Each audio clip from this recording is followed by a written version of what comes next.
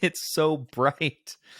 Oh, man. Well, what's going on, everybody? I'm Stubbs, and that is Damien, and this is RH Daily.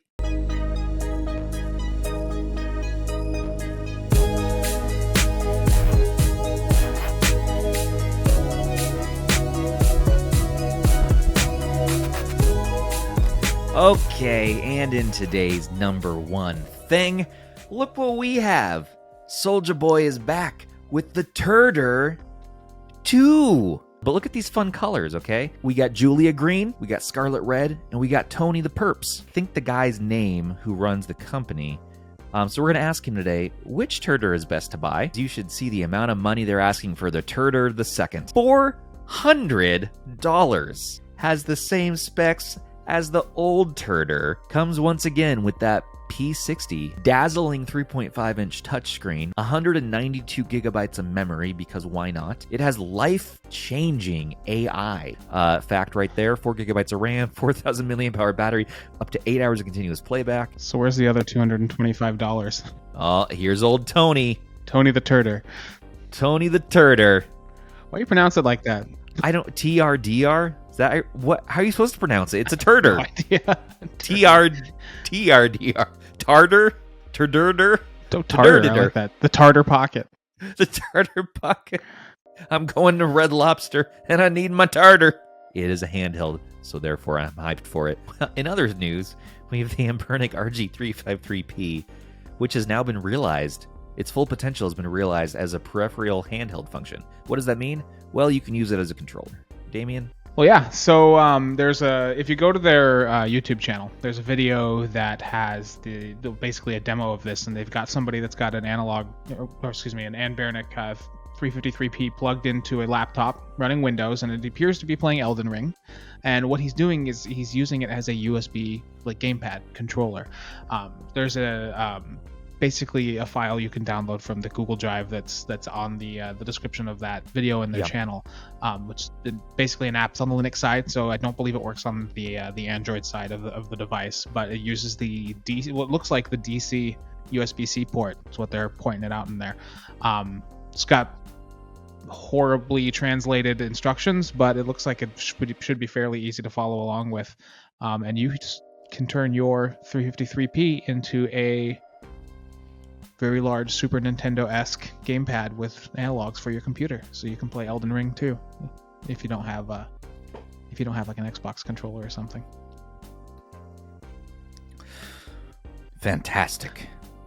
I as well will be trying this, and it looks fun. And I love the Sakura custom faceplates you can do on the 353P, and the button swap outs you can do. I just do like the fact that this thing has 8-bit do vibes. The packaging comes in something that is totally not 8-bit do packaging ripoff. Just kidding, it's just similar. But no, it's great. I think it's cool. In other news, Logitech is now bringing their Gr0006 on September 21st at 9 a.m. Pacific. We will see Gr0006 in action. We will know the Gr0006. We will find the Gr0006. We will know how to destroy the Gr0006. I mean, buy the Gr0006.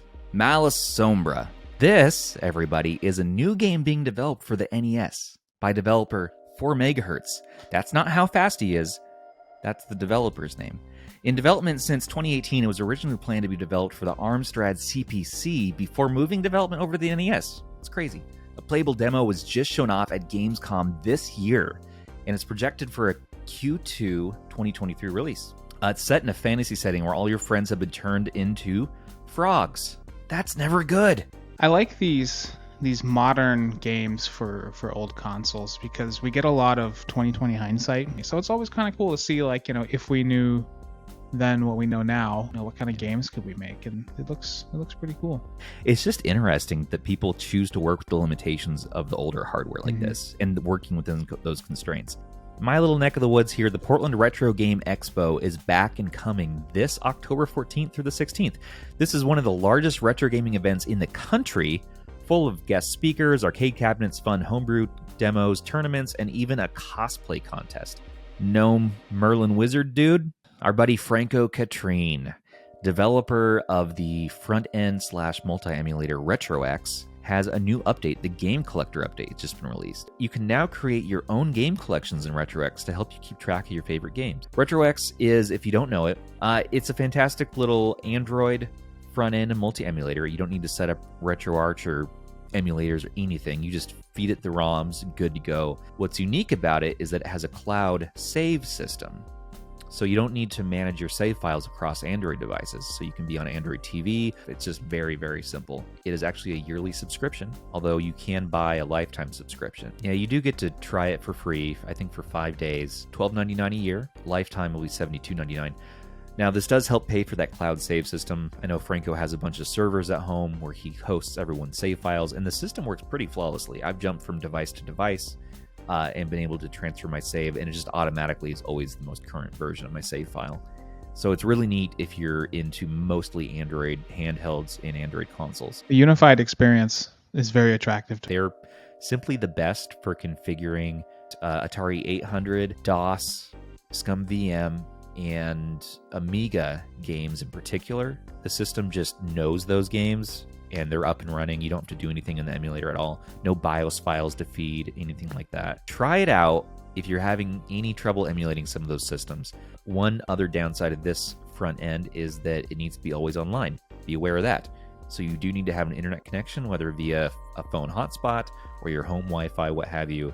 It needs to be online for DRM purposes. So take that into account. Or you can get that XP Plus, throw a SIM card in there. I do recommend RetroX for its use case. I use it again for those systems in particular. However, I like being able to get into RetroArch, and so Franco hasn't integrated the option to add third-party emulators yet. He says it's coming. What are we talking about here? So the reason we're bringing this up is because the sale ends today, the 9th. So if you're interested in this, give it a look on Amazon. So it's a usually $100 device. It's 20% off, so you're looking at $80. It's a little unique, but if you are using a switch that plugs into the television, you have it docked, and you want to upscale, this is the way, I think, the best way to do it right now without getting a whole setup, that's like self-powered. The M Classic plug-and-play graphics emulator, it uses your HDMI port essentially, similar to the ones that it kind of reminds me of the upscaling or HDMI. I guess they were conversions for the Wii and stuff like that. Yeah. To help it work on modern displays. I mean, is this a good price for one of these? Well, for what it is, yeah. I mean, its normal price is $100, and I've seen people purchase them. You don't just have to use it for the Switch, by the way. Well, you can actually use it for quite a few other retro consoles. GameCube, Super Nintendo, N64. It says. That's nice. I mean, I like how small it is. I know I have an HDMI upscaler box, but it's a box. I would say seems reasonable. If you do want this, make sure to buy it today, though. It does end at midnight. So today only. Put a link in the description, of course. Getting to our daily free deals, Realm Royal Reforged. That's free on Epic Games. I don't know what that is. I don't want to know what that is. The other game they have free this month is called Winemaking Simulator. That sounds peaceful as hell. Nice, quiet weekend game. Yeah, nice, quiet weekend game. Stomp on some grapes. What fancy new devices did you get this week? I got Lil Gamer, Fisher Price. Nice. That's right. We got Tetris on the side. We got Puppy Dog's Adventures up top. We got the D-pad. Really nice travel on that D-pad, actually. We got 2 face buttons. They're definitely more of the mushy feel. There's definitely some membranes under there. If you put in the Konami code in the Lil Gamer, it'll actually play you a special song. Up, up, down, down, left, right, B, A. We did it. Is that it? I did it! Easily 7 out of 10. Don't sleep on Puppy's Adventure. Gotta jump up! Climb down. See? Knew that I could. It's just, it's always filling you with these little dopamine rushes, and you're just you try to keep up. It's like a warm blanket with a D-pad. Good mouthfeel. Good vent smell. Okay, what did you get this week? Got a kind of a little rare one. It's one of the original prototypes. So there's a project that went around some years ago where people were sticking one of those old Raspberry Pi 1Bs inside of a Sega Dreamcast virtual memory unit, or VMU, with a little tiny battery and stuff.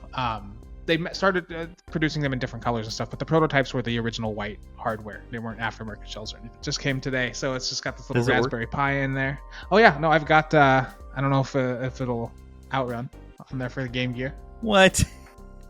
No headphone jack either, unfortunately, but it does charge via USB-C. So, but it's actually like I was playing around with it earlier. I demand that this is shilling on a show that Outrun make Game of the Year. We never shill on the show. We're adding a new segment on the end of the show today, Zoo Reviews. So this is Super Zoo. And I like he's it. reviewing Kirby's Pinball Land. You goofball. Kirby's Pinball Land. Now this hidden gem has worlds of pinball fun in the palm of your hand. And that's why you're guaranteed to have barrels of fun. Barrels? It's not Donkey Kong. What the is wrong with you? We're so sorry, everybody. That wraps things up for us today. Why don't you go ahead, like, comment, subscribe if you would, for your daily drop of retro news. This has been Stubbs. This is Damien. And this has been RH Daily. And we'll see you next week. Bye, everybody.